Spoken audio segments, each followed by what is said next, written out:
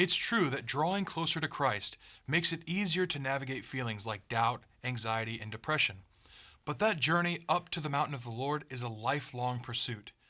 And even though we can see our final destination, Christ standing on the summit, sometimes the terrain between us and Him seems insurmountable. Because unfortunately, getting baptized doesn't mean we'll never sin again. And giving our hearts to God doesn't mean they'll never break again. So let's look a little closer at the Bible and see what it has to say about feelings like these, because you're certainly not the only believer to have experienced them. I grew up going to church, and I remember as I started learning more about the Bible and the Christian way of life, it seemed that wherever I had questions, everyone else felt certain. Wherever I felt unsure, everyone else was past that. Doubt was for those who were young in the faith, but once I grew up a little bit, then I'd understand. The faith would just, fall into my lap. And then I grew up, and I still had questions.